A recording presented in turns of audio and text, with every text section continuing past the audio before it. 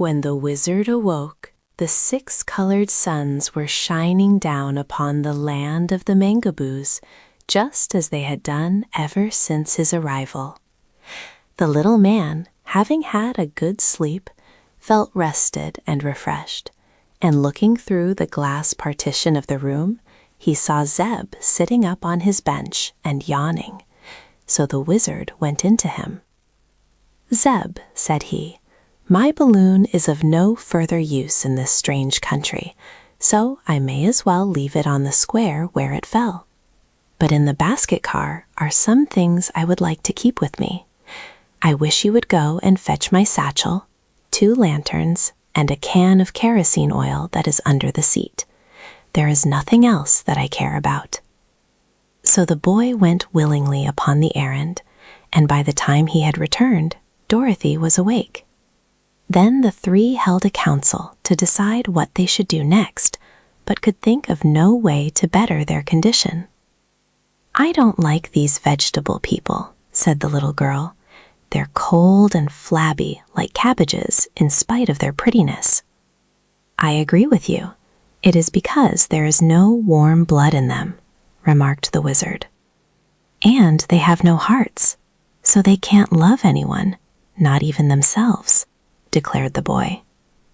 "The princess is lovely to look at," continued Dorothy thoughtfully, "but I don't care much for her, after all.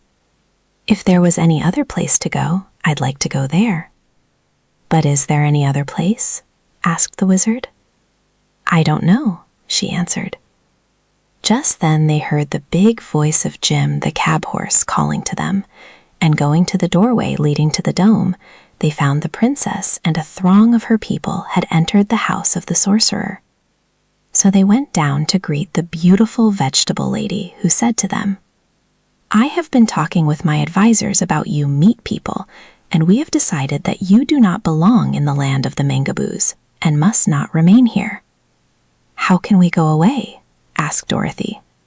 "Oh, you cannot go away, of course, so you must be destroyed," was the answer.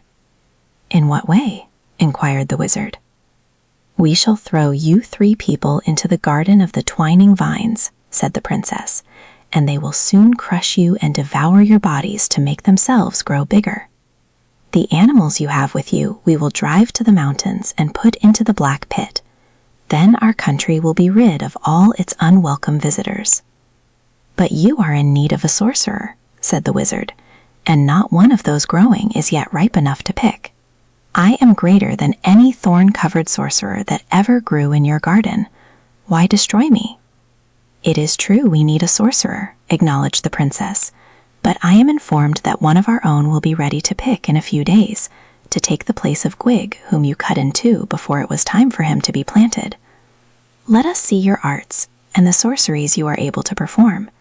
Then I will decide whether to destroy you with the others or not." At this, the wizard made a bow to the people and repeated his trick of producing the 9 tiny piglets and making them disappear again. He did it very cleverly indeed, and the princess looked at the strange piglets as if she were as truly astonished as any vegetable person could be. But afterward she said, "I have heard of this wonderful magic, but it accomplishes nothing of value. What else can you do?" The wizard tried to think. Then he jointed together the blades of his sword and balanced it very skillfully upon the end of his nose. But even that did not satisfy the princess. Just then his eye fell upon the lanterns and the can of kerosene oil which Zeb had brought from the tar of his balloon, and he got a clever idea from those commonplace things.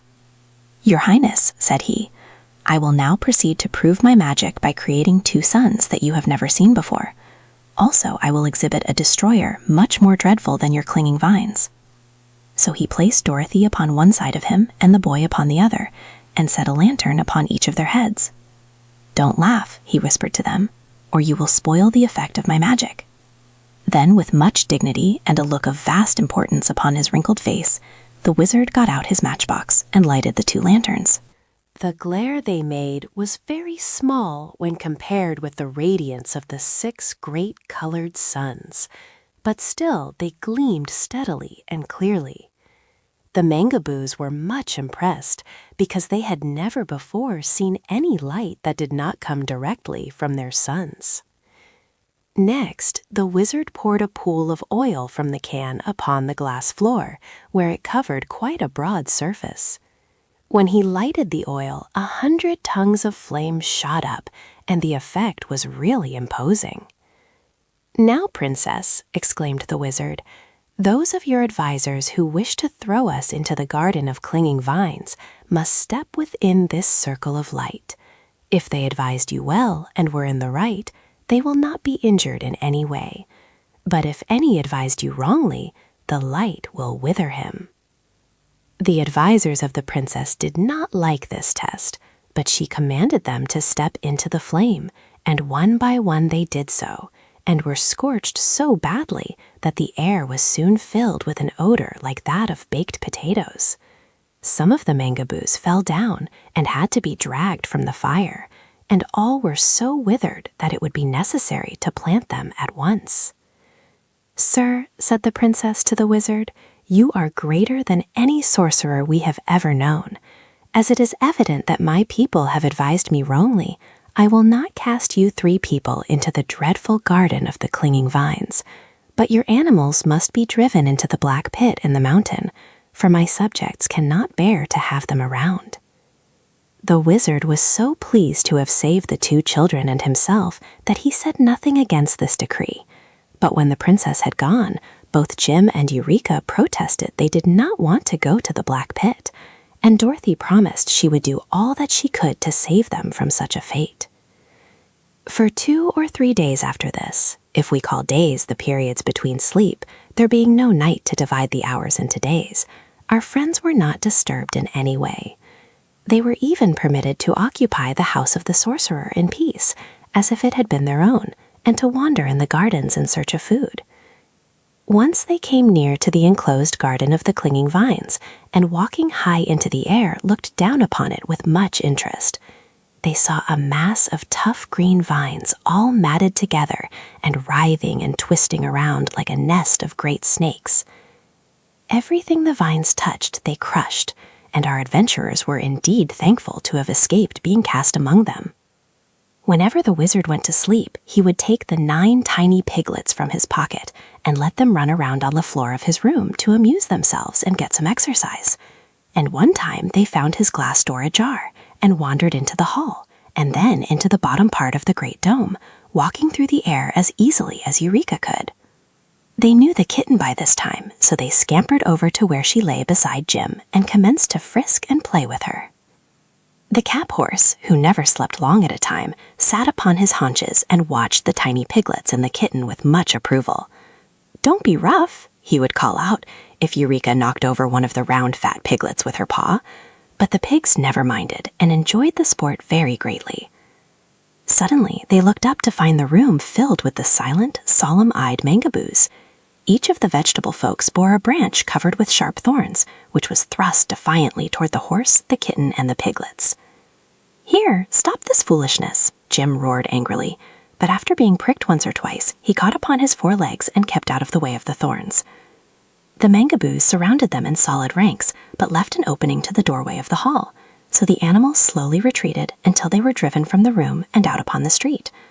Here were more of the vegetable folks with thorns, and silently they urged the now frightened creatures down the street. Jim had to be careful not to step upon the tiny piglets, who scampered under his feet grunting and squealing, while Eureka, snarling and biting at the thorns pushed toward her, also tried to protect the pretty little things from injury. Slowly but steadily, the heartless Mangaboos drove them on, until they had passed through the city and the gardens, and came to the broad plains leading to the mountain. "What does all this mean, anyhow?" asked the horse, jumping to escape a thorn. "Why, they are driving us toward the black pit, into which they threatened to cast us," replied the kitten. "If I were as big as you are, Jim, I'd fight these miserable turnip roots." "What would you do?" inquired Jim. "I'd kick out with those long legs and iron-shod hoofs." "All right," said the horse, "I'll do it." An instant later, he suddenly backed toward the crowd of Mangaboos and kicked out his hind legs as hard as he could. A dozen of them smashed together and tumbled to the ground, and seeing his success, he kicked again and again, charging into the vegetable crowd, knocking them in all directions and sending the others scattering to escape his iron heels. Eureka helped him by flying into the faces of the enemy and scratching and biting furiously, and the kitten ruined so many vegetable complexions that the Mangaboos feared her as much as they did the horse. But the foes were too many to be repulsed for long. They tired Jim and Eureka out, and although the field of battle was thickly covered with mashed and disabled Mangaboos, our animal friends had to give up at last and allow themselves to be driven to the mountain.